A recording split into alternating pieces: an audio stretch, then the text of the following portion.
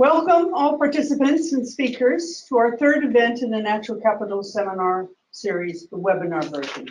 My name is Deanna Donovan. I'm the economist here at JNCC, and I will be your moderator today. Today's seminar is entitled Reframing Resilience for Natural Capital.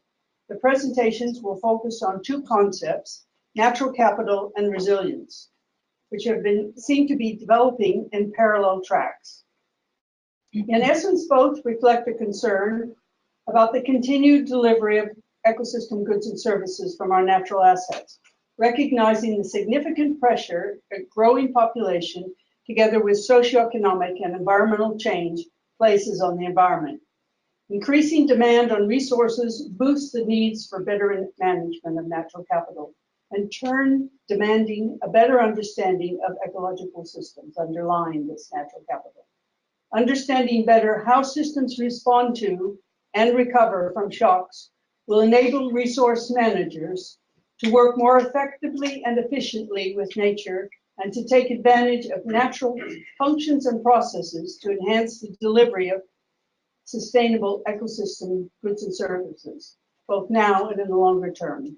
Today's presentations will explore the relationship between resilience and natural capital, attempting to explain how understanding one will assist in the realization of the objectives of the other, serving the goal of conservation, that is, wise use of resource management. We have three speakers today, each of whom will speak for about 10 to 15 minutes. Now, we understand that Jane, one of our middle speakers, has been running into problems with her internet. So we've set up some system to deal with that, but please bear with us.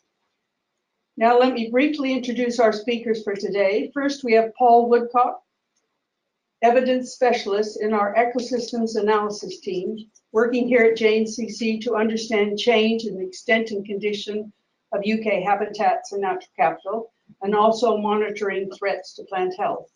For the second presentation, we welcome Jane Lusardi, Senior Ecosystems Approach Specialist in Natural England. Jane leads on the Natural Capital Indicators project as well. The third and final presentation will be by Tom Oliver, Associate Professor of Landscape Ecology at the University of Reading. His research areas include biodiversity and resilience in ecosystems, as well as interactions between land use and climate change, and spatio-temporal indicators for biodiversity and ecosystem services. Now, let me hand it over to Paul Woodcock, our first presenter today.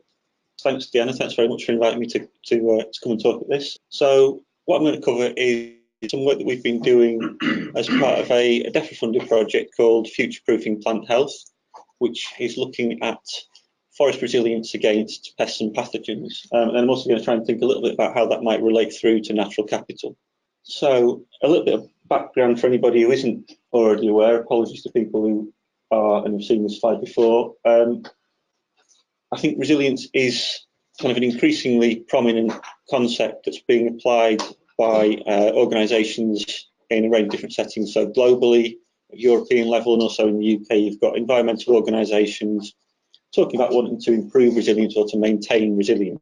What's sometimes less clear, though, is what those organisations actually mean. Not always, but sometimes. And I think part of the problem is because kind of alongside this, you've got really quite an extensive academic literature that spends quite a long time debating with itself what resilience is and how it should be applied. So I'm not going to get bogged down in trying to explain that, but just a couple of the main concepts are these ideas of resistance and recovery. So resistance normally is sort of your ability to maintain functions in the face of a disturbance. So you've got a forest that's producing timber and it gets hit by a disease outbreak. Resistance would be whether you can keep producing timber during the course of that outbreak or some other disturbance, like a drought, for example. And then recovery is your ability to get back to the pre-disturbance state once disturbance has ended. Another, I think, interesting idea that's within the resilience literature that is not always necessarily that easy to explain, I find it a bit difficult to explain, is this idea of adaptation or adaptive capacity. And this, I think, is more about whether the system that you're working with has components within it that sort of allow it to modify and change and evolve in response to kind of ongoing pressures and challenges in such a way that it sort of still maintains the same broad functions and processes despite those changes occurring. So, for example, we might expect forests that have a high genetic variation and high tree species diversity to have greater adaptive capacity than, say, genetically homogeneous monocultures, potentially. That's what some of the academic literature says. What we also did within this project was try to find out what people in various different government organisations thought about resilience, and there's quite a range of different ideas. So some people are talking about resilience as being maintaining functions, withstanding threats. So that's very much a resistance type idea. But then others are talking about responsiveness, about adaptation, long-term sustainability, reduced risks. So there's quite a range of different ways of thinking about resilience. And the point I think here is that, not to say that the academic definition is correct and all the other ones are wrong. I think there's lots of valid ways of interpreting resilience. I think it's important to recognise that there are these different ways of thinking about it. And then when it's applied or being proposed as an objective, that's where it becomes important to be clear about what you actually want to achieve with it. And following on from that, what things are you actually interested in? What's the system that you're working with? What things do you want to make resilient, and what things do you want to make them resilient against? And what sorts of changes within that system might be acceptable, if any changes are acceptable. After that, it was a bit of a lengthy preamble, but how does it relate through to natural capital? I hadn't really thought about this too much when I was doing the project, but one potential example, this is a sort of a tree health example, one potential example how we could think about it is, if you think about the system as a whole, within that you've got your natural capital assets, so your forests, and from there you've got several benefits flowing, say biodiversity, timber production, carbon sequestration, recreation, so on. So these are your kind of your of what part of resilience. You've then also got potentially threats to that, those natural capital assets. So in this case, again, tree pests and diseases that might cause the asset to deteriorate and have negative consequences for the benefits provided by that system. So perhaps one way of thinking about how resilience links to natural capital is to think of resilience as a way almost of identifying the actions and the interventions that help you manage the natural capital asset effectively in a way that sort of maintains the benefits or perhaps improves the benefits or reduces the risk to it. And the project that we've been working on is this Future Proofing Plant Health project, as I say, funded by DEFRA. It's a collaboration between several different government organisations. We're working primarily with forest research and also with a bit with Kew Gardens.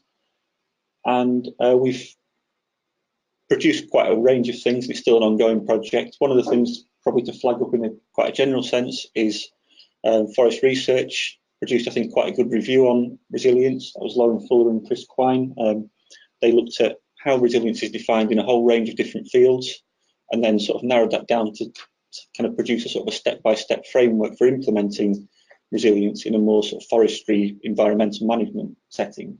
The bit that I'm going to focus on particularly for this, though, is kind of coming back to this: what are the interventions that we could use to help to maintain resilience or help to improve resilience? And we've done this primarily through a sort of fairly large-scale data analysis exercise, and we're starting to do a literature review as well. So data analysis is based on something called the Forest Condition Survey, which is quite a substantial data set collected by the Forestry Commission. They surveyed over 400 plots across the UK every year for about 20 years. And each of the plots has one of 5 different tree species. So you've got oak, beech, Sitka spruce, Scots pine and Norway spruce. And they collected a lot of different variables within these plots, some of which aren't particularly relevant for us, but some of them are. And the ones that we looked at particularly is these measurements they took of crown density and of insect damage. So the general question we're looking at then is trying to find whether we can identify particular factors that might influence the ability of trees to either maintain a high crown density or maintain low levels of insect damage. So that's very much kind of the resistance part of recovery, really. Because it's a temporal data set, there is a potential to look at recovery as well, so how to do that most effectively. I'm not going to go into any detail on the data analysis, really, for a variety of reasons, but The main points to say really are that we looked at several different factors that could influence resilience. So some of them were things that are potentially amenable to management, like tree diversity, woodland size. Some of them are more kind of environmental factors like air pollution, climate. And we used a combination of boosted regression trees and structural equation modelling to test for whether these factors influenced crown density or insect damage. The results that we got were probably quite a bit messier and muddier than we would have hoped. I suppose that's kind of science a little bit, isn't it? But the management factors that we looked at often didn't really seem to have that much of an effect on insect damage or on crown density. Things like tree diversity you might expect would, didn't really find it was that important. Some of the abiotic factors tended to be a bit more significant. So some of the climate factors and air pollution were relevant. What we did also find though was there were some sort of species specific differences. So some things were important for resilience in certain tree species, but not in others. So the overall message, as I say, is a little bit muddy, and there's a little bit of a lack of consistency in what these data analyses show.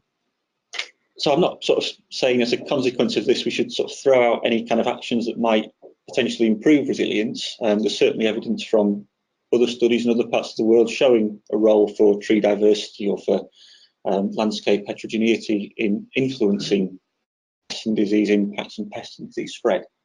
But I think what our analysis does show is that just building in a series of recommendations based on what you might expect ecologically won't necessarily allow the resilience of natural capital assets to be maintained in every situation, every setting.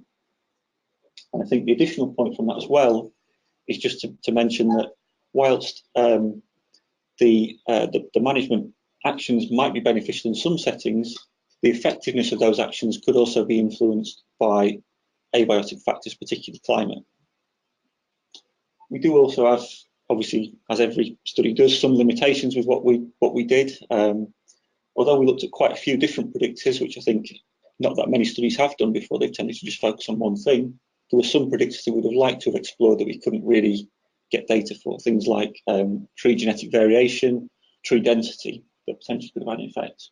We also, as you probably noticed, we're looking specifically at insect damage and crown density, which I think are quite important characteristics of forests, but by no stretch of the imagination are these things equivalent to the total resilience of forest natural capital. So there's lots of other things that we could have tried to explore to quantify resilience, I suppose. So the more sort of general summary, I think, from this work is that we can perhaps think about resilience as a way of maintaining the benefits provided by natural, or enhancing the benefits provided by natural capital potentially.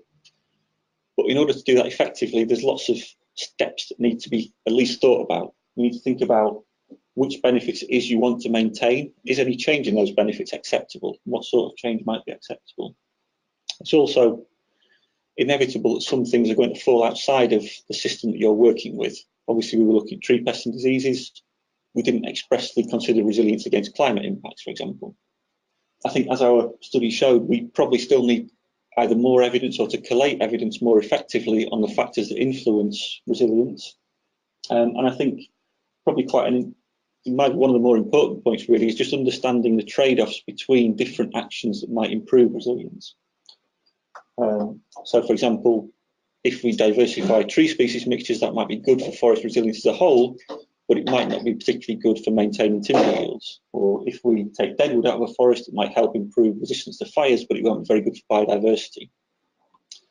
So I guess the final point really is just to emphasise that there are these different ways of interpreting resilience. There are all these trade-offs, and there are lots of stakeholders potentially affected. So I think it's very important to try to make sure that where resilience is being used as a policy objective, all of the potentially affected stakeholders are involved in the discussions about what resilience means in that setting and what trade-offs are involved. So that's all really. Thanks very much to DEFRA. They funded the Future Proofing Plant Health Project, as I say, and also to people at JNCC and at Forest Research. And also thanks to Deanna and Lucy and Julie, because, as I say, I hadn't really thought about natural capital in this situation before, so it's really useful to have discussions with you about this. So thanks very much. Thank you, Paul.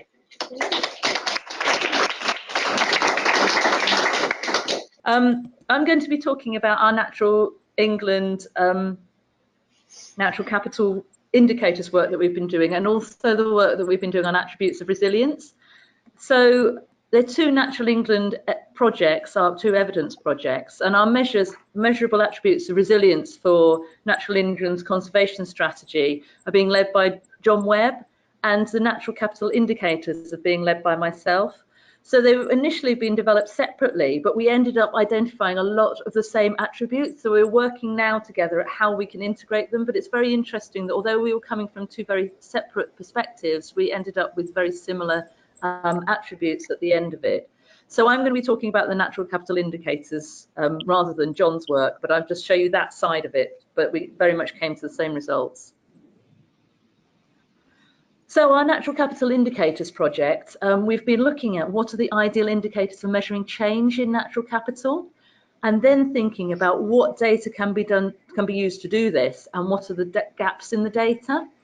We've very much been coming from this first of the speech bubbles, rather than being driven by what data, what we want to measure change in natural capital, what data is there, taking that complete step back and saying, so what aspects of natural capital do we need to be able to measure? What are the attributes that we need to be able to measure? And ultimately, what are the ideal indicators that we need to be able to be measuring?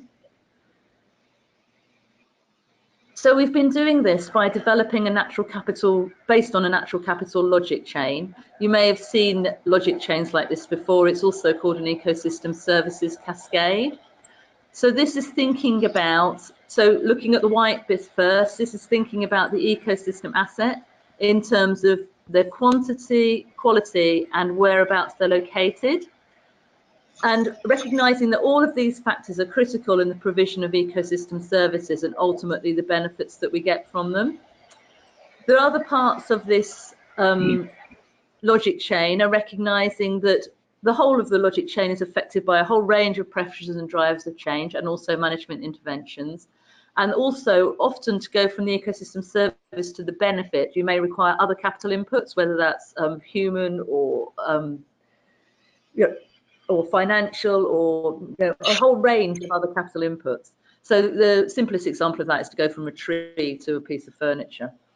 So this is a very simplified logic chain, and we have developed more bespoke ones for a range of ecosystem services. We've developed 50 detailed logic chains, but even those are a simplification of a much more complex interacting system.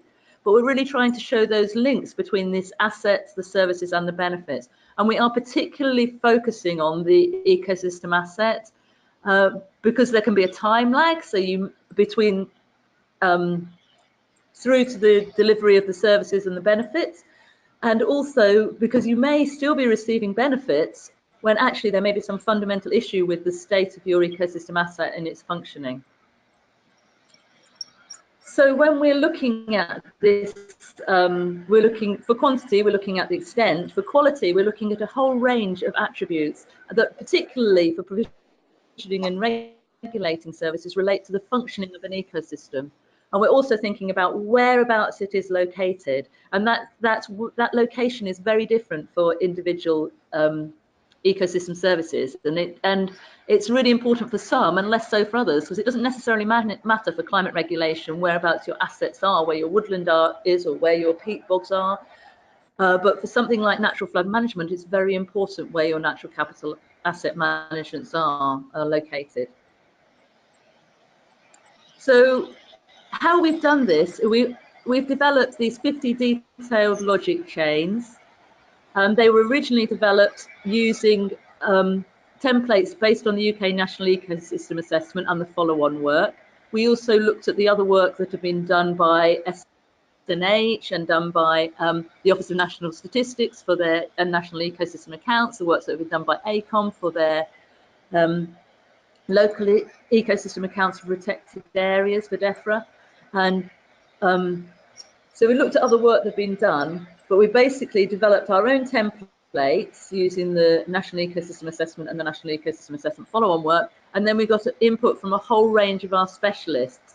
So altogether, 88 people have taken part, and been working as well with the Environment Agency, so it's involved 59 of our specialists and 29 Environment Agency specialists, and we got them to populate the templates that we had developed, and also to identify shortlist indicators. We've had a quality assurance exercise that's been led by two of our deputy chief scientists as well, so Ruth Waterston, Dave Stone.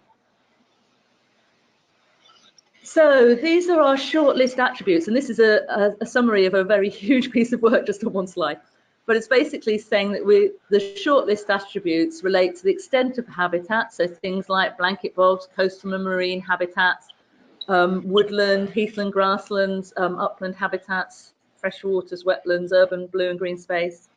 In terms of quality, we've got a kind of a big 6 that we've identified, which are the hydrology and geomorphology, actually. So the naturalness of water levels, flows, flooding, extent of artificial drainage, nutrient and chemical status of water, soil, sediment and air, soil and sediment processes, so the carbon, the biota, the peak depth, the coastal sediment supply, species composition, for example, the naturalness of the biological assemblage and the lack of non-native species, vegetation, for example, the extent of vegetation cover, the structure, the roughness, and in cultural terms, we're also looking at things like landscape attributes, historic and cultural. We've got one there called nature, which particularly relates to things like rare species, its accessibility, the quietness, the facilities that are there, and safety, how safe people feel, particularly in urban areas.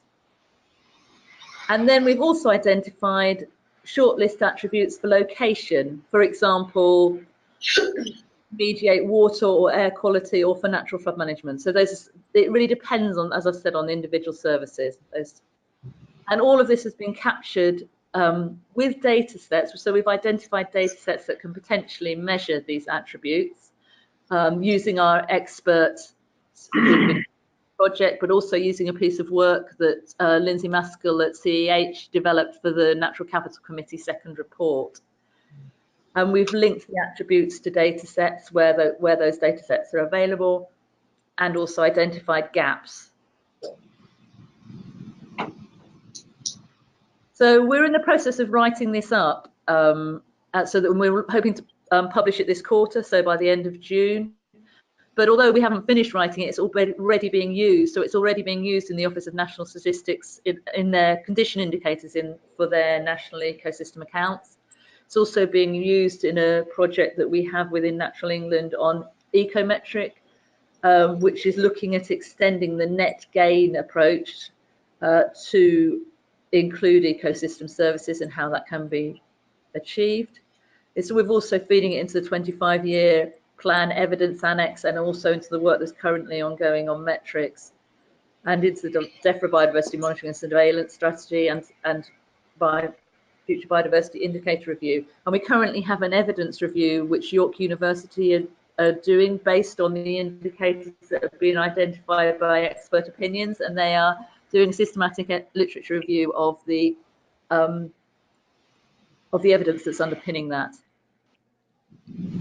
So to bring us back to my first point on resilience, when we had our outputs and we were talking to John about what he was producing, we found that the natural capital indicators reached right across the attributes of resilience that he was looking for, because he was looking for in our conservation strategy, we have 3 themes, which is natural capital, resilient landscapes and seas, and people at the heart. So he was looking for resilience attributes across those 3 parts, and the natural capital indicators was doing that. So we're really looking at how they can fit together. So we're thinking about the data sets, we're thinking about the natural capital indicators. I should have said that we're focusing on broad habitats as defined by the National Ecosystem Assessment, with a few tweaks, because that's consistent with the ONS work, also consistent with the SNH work. And then John has these 10 resilience attributes that are a much higher level. So it's kind of almost a nested approach, because the natural capital indicators are much more detailed than the resilience attributes. Thank you, Jane. You came through perfectly.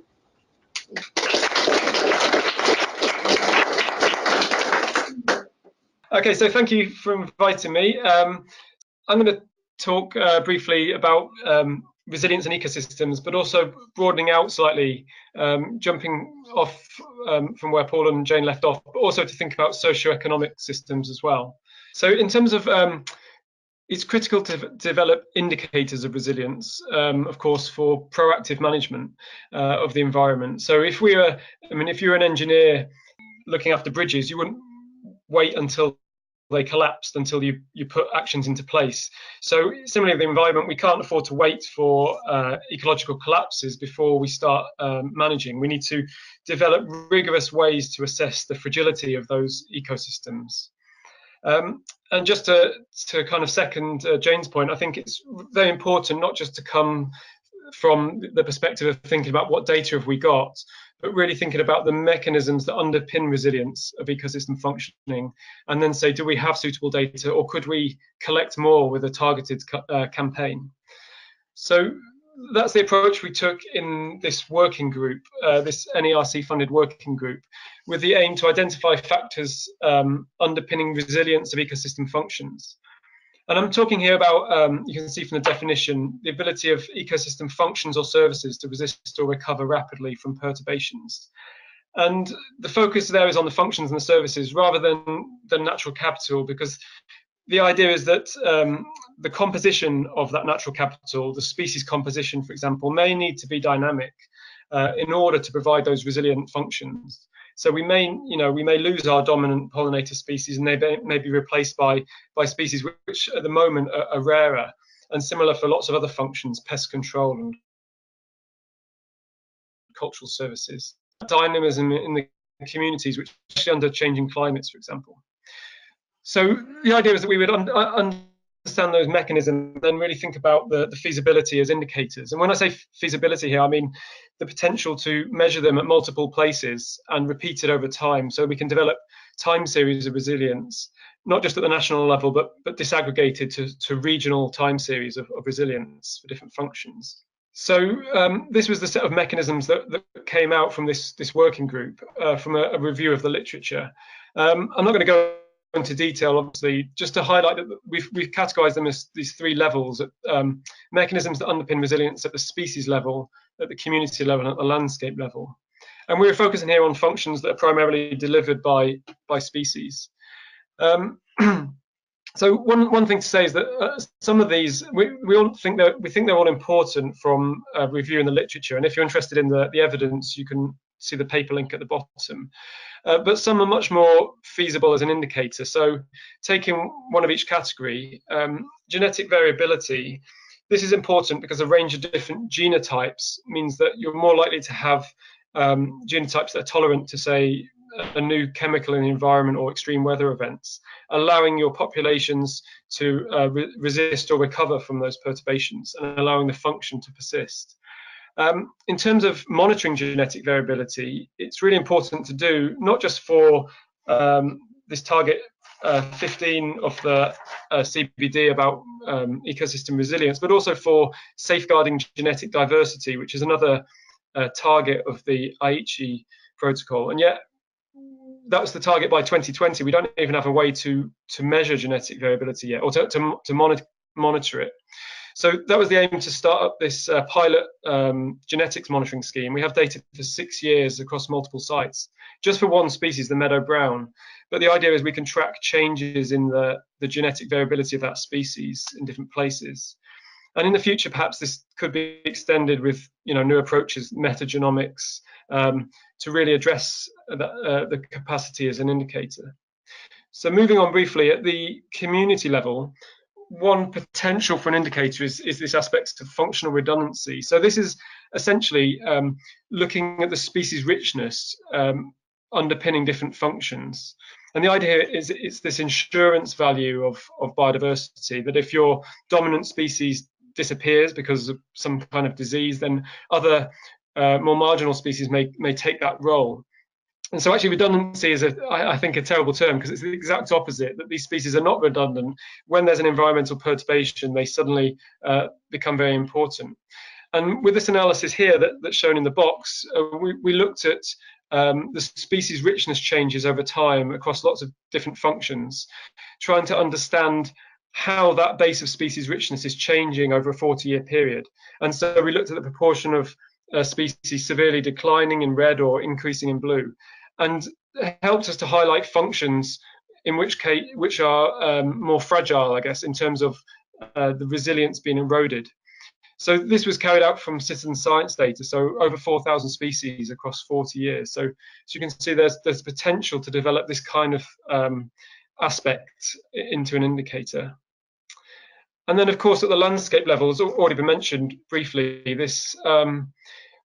this bread and butter really of remote sensing is characterizing the heterogeneity of landscapes in terms of microhabitat diversity, age structure of forests, topography, but also which we know is important for buffering populations and environmental change, and also then promoting more stable functions and services. And at the broader landscape scale, the area and the configuration of natural habitats which allow connectivity. And just a couple of papers here from my own work. There's lots of research about this. My own work's focused on birds and butterflies. And we found, for example, that populations are more likely to resist or recover from extreme weather events when you have well-collected landscapes. And you can really quantify, which aspects of connectivity are important to help you develop appropriate indicators of resilience. So these are the mechanisms underpinning resilient ecosystem functioning. Of course, that only gets us so far. It doesn't really help us address the problem and reverse that erosion of that resilience. And here we need to think about the root causes and go from ecosystems to really thinking about the socio-economic systems which are driving these negative environmental impacts. And of course, that is eroding the resilience of ecosystem functions and affecting the sustainability of the socio-economic systems themselves. So as an example for the food system, we tend to focus in terms of solutions very narrowly, thinking, for example, about economic and regulatory interventions, and focusing very much on the production side. So really tinkering at the margins of the problem, sometimes literally just tinkering at the field margins. And really the problem itself is much broader in terms of the food system, encompasses the full spectrum of activities from production to manufacture to transport to retail. And of course, it's not just national, it's global. We import 60% of our food. And there are a range of different actors here, as you can see, structured at different levels of governance, business, individuals. But all these different actors are linked by these flows of materials and information. And the system is essentially locked in to this state, which is driving these negative environmental impacts. And I think it's fair to describe this as a resilient system, but of course it's resilient in an undesirable way, in that in the longer term it's driving those negative impacts on the environment and eroding the resilience of our natural ecosystems. Of course, it has some benefits to in the short term, especially to private vested interests, and it provides food to a lot of people, not everyone. So there are some benefits, of course, but the idea is to take a broader view here of resilience and thinking about the long-term benefits to wider society and future generations. So we have a system which is resilient, and it's resilient because it resists perturbation. We've tried as environmentalists over several decades to try and improve the environmental impacts of this food system, and we've been unsuccessful generally. I mean, there's some smaller successes, but generally, agricultural CO2 emissions, impacts on biodiversity, freshwater quality are all increasing across the world. And also the system can recover. So, for example, in terms of let's say the CO2 emissions of agriculture, they've been increasing like they have across many other sectors. And there was a slight dip after the 2008 financial crisis. But if you look at the trends, it bounces almost straight back to the trajectory that it was on before. This is almost a perfect definition of resilience, a system that can bounce back to the trajectory it was on before. So, and of course, it's resilient in a way which we don't want it to be. So the idea, and of course, this has been recognized in a whole range of different science policy publications, thinking really that we need more than just incremental changes to our food systems. We need to really think about major reform and transformation. So really about overcoming this undesirable resilience so that we can reverse this erosion of resilience of ecosystems. So what we did to try and make some small headway into this problem was, again, you'll see I'm a kind of one-trick pony. It was the same approach here to organise a working group across disciplines. Here we're trying to understand the undesirable resilience in socio-ecological systems, particularly food systems. And we came up with this range of mechanisms again, and these are mechanisms that underpin the resilience of the global food system. But of course, we don't want to promote these mechanisms. These are rather parts of the system where we can target to target our interventions, to try and think about leverage points to really transform the system. And as you can see there, they're grouped into these different categories in terms of knowledge constraints, economic and regulatory, socio-cultural constraints, so changing social norms, something that often gets ignored, and biophysical constraints as well, something that also gets ignored. And the idea really is that we need to tackle all of these mechanisms to effectively transition the system. And of course, the mechanisms pertain to different actors in the system. So just to show one last figure really, is that, as you can see on the top, the lock-in mechanisms pertain to individuals, businesses or governments, but the solutions as well can also be instigated at different levels. And I'm not going to go into the details here.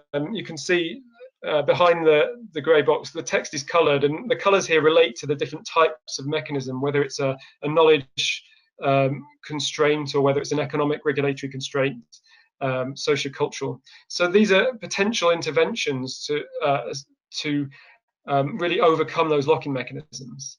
And the key point is that we need, of course, to work across scales, across these different hierarchies in the food system, and also to have cross-sectoral interventions, to think about tackling not just economic interventions, but also, tackling behavioural and social factors and biophysical factors. I mean, I often like to think it's a bit like analogies like an insect, a beetle stuck to your jumper. You can't just lift off one or two legs. You have to kind of lever off all 6 legs at the same time to kind of remove the insects from your jumper. And in a similar way, we have to act upon all these mechanisms to try and really transform this food system, the socio-economic system, so that it's not locked into this state which is causing these negative environmental impacts and eroding the resilience of our natural ecosystems. So that's the idea, really. I've covered an awful lot in the space of 10 minutes, so I put a few resources there for people that are interested to follow up. And of course, thank you to JNCC for inviting me, and thank you to you all for listening. And of course, just to highlight, if you've got further questions or comments or criticism or feedback, I'd be very welcome to hear that. Thank you. Thank you, Tom.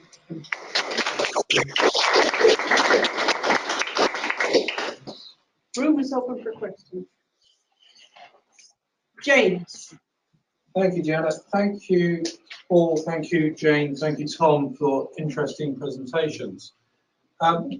It strikes me that we've got a big system issue here, because we've got all sorts of possible benefits, some of which are potentially conflicting. So, for example, just to go back to Paul's woodland example, to get the benefit of wood that you can use, you're potentially cutting down a habitat, and you're potentially impacting on the social enjoyment of that habitat by people wanting to go for a walk in that wood. Those things will flow over time. So to then come to what Jane was discussing and Tom was picking up in a slightly different way, effectively we've got a mass of attributes, and what I'm not really seeing is how one gets to a decision on whether something is better or worse as a result of a set of socioeconomic environmental decisions being taken. And that, to me, seems to be the nub of the problem in terms of, can we actually measure natural capital, and can we measure whether we're making progress in terms of that natural capital being sustained or improved, or whether we're going backwards because we're using it up too fast. I don't have an answer, but I'd be interested to know what, if anything, speakers or the rest of the room, or those online, have about how we actually integrate those things to get a better view, to actually get socioeconomic decision making, taking into account the environment, so that we can actually get sustainable development, not sustaining development. Thank you, James. Speakers, Paul. Do I stand over there? Small question. Yeah, you can stand over. Yeah, that's. I think I obviously haven't got an answer for that either, James. I think it's probably I guess the first step almost is just recognising that that is an issue. I think what's kind of held things back for quite a long time is people not necessarily appreciating that those trade-offs are happening and not making them explicit. And that's happening more with your kind of ecosystem service spatial planning stuff, but it might not necessarily be happening in a resilience context, as in thinking about what you do for one to improve the resilience of one benefit might compromise another one. The first step, I guess, is recognising the problem. The second step is probably getting more ecologists and social scientists and economists into the same room together to talk about these kinds of things. I was really interested to hear about Tom's work. I think that's it seems like the type of approach that you need to do to achieve that, really. It's kind of getting quite a way outside of my field of things that I know about, but it's things that are important to think about. So yeah, you've got to get the right expertise. I haven't answered your question. I can't answer your question, sorry. Jane, did you hear the question? Yes, I did. When we're talking about our natural capital indicators, we always say that they're natural capital indicators for the sustainable provision of multiple benefits into the future. And I think it's those three aspects that we really need to be taking into account, because if you're considering individual ecosystem services, as the previous speaker, a lot of our land is just managed for one benefit, which is food. And actually, we're looking at multiple benefits and trying to ensure that you haven't got those trade-offs. And there are a number of synergies between a number of the benefits, but not all of them. And some of them, as you rightly say, will actually be, particularly the provisioning services, can be impacting on a whole range of the other services. So it's about that, thinking about that multiple benefits and ensuring that we have the provision of multiple benefits. But I think it's a step-by-step process. So what we've been doing at the moment is, we've completely gone back to basics to think about, so what do we need to be measuring for thinking about it for a range of services and then putting that together, but with this objective of sustainable provision of multiple ecosystem services into the future. And the other thing that I'd say on that is that I think it's something that really needs to, as well as thinking in policy circles, it's decisions that need to be made locally by partnerships as well, and people that are working in a place together, and involving stakeholders about actually what do we want a place to provide.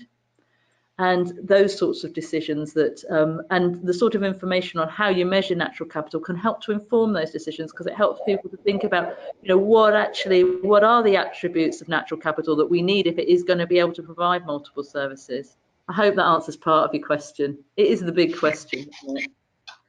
Thank you, Jane. Tom, do you have a comment?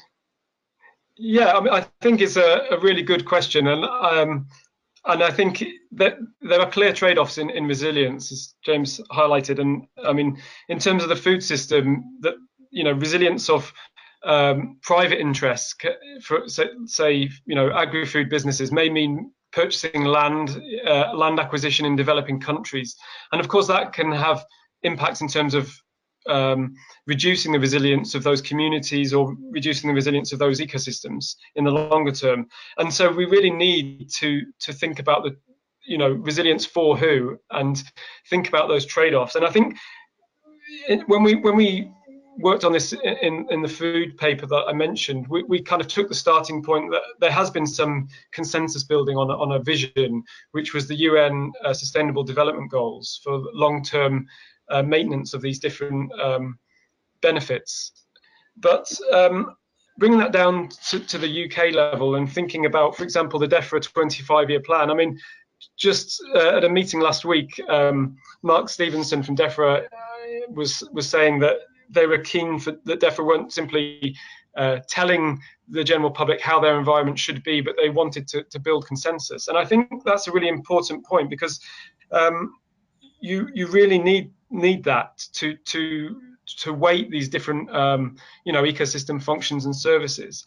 And I think there has been a bit of a cart before the horse, in a way that that DEFRA have put in place these, trying to get in place payment for ecosystem service schemes. They're trying to develop the tools to measure all these ecosystem services. But really, before all that, you need to think about these, Jane touched on it there, these visions about what do people want their local areas to provide, what do they want them to look like, what do they value in terms of cheap food or high biodiversity, and actually bringing people on board in that way to build consensus about how to value different functions and trade them off if they do trade off. Then you also build consensus in terms of your environment plan, so it's rather less imposed on people than something that they've developed together. And I think that stage has been really missed. There's been a very kind of technocratic approach to measuring all these things and thinking about economic instruments to manage them, without that first consensus and sort of visioning what we want from our landscapes. Thank you, Tom. How about comments from people in the room? Got a couple on the webinar. Oh, we have some on the webinar. Let's take those. So someone said, I'm wondering, how do you tackle inherent uncertainty of the system and its processes, for example, changes in human behaviour influencing the system, to better understand how to best measure resilience and manage for resilience? So who would like to jump in on that? Paul. Why is anyone else here?